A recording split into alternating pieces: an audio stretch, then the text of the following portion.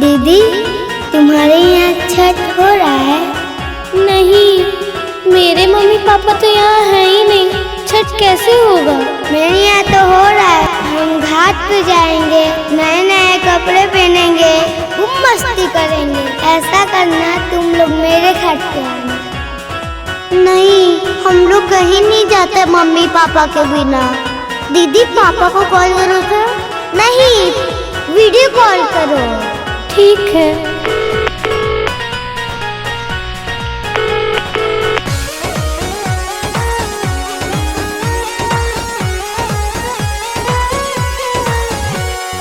ओ पापा जी, ओ मम्मी जी, ओ पापा जी, ओ मम्मी जी, मुंबई छोड़ के आओ, दिल्ली छोड़ के आओ, आरा में छठ मनाओ, संग मेरे छठ मनाओ। ओ पापा जी, ओ मम्मी जी, ओ पापा जी, ओ मम्मी जी, मुंबई छोड़ के आओ, दिल्ली छोड़ के आओ, आरा में छठ मनाओ, संग मेरे छठ मनाओ। आरा के घाट अति पावन, आरा के घाट अति पावन, करे सब छठियों व्रत, करे सब छठियों व्रत।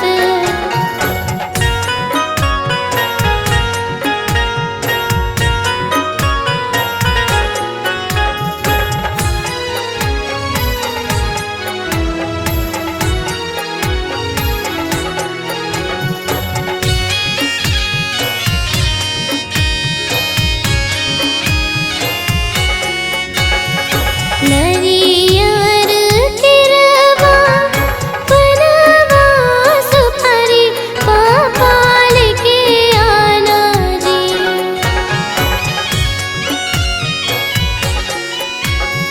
नरियर तिरवा बनवा सुपारी, पापा लेके आना जी। पापा जी कल सूप दौरा में संग लाना जी। पापा जी कल सूप दौरा में संग लाना जी। नहीं तो खाना नहीं खाएंगे, घूम नहीं जाएंगे, उमंग ना बनाएंगे और आपसे बात भी नहीं करेंगे, समझे कि नहीं? हाँ ठीक है। अरे अरे नहीं बेटा जी, ओ बेटा जी, ओ बेटी जी, ओ बेटा जी, ओ बेटी जी, मुंबई छोड़ के आऊं, दिल्ली छोड़ के आऊं, संग तेरे छठ मनाऊं, संग तेरे छठ मनाऊं, समझे?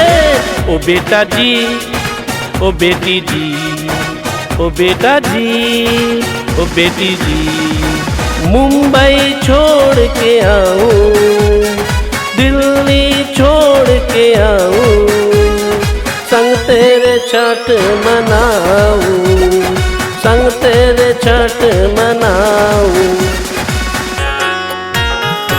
आरा के घाट अति पावन,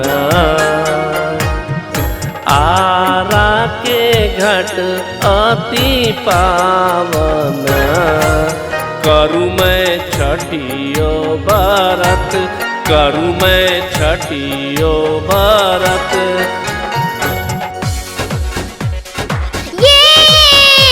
ओ मेरे अच्छे mummy papa, yummy yummy, papa mummy, yummy yummy, papa mummy, Mumbai छोड़ के आए, दिल्ली छोड़ के आए, आरा में छठ मनाए, संग मेरे छठ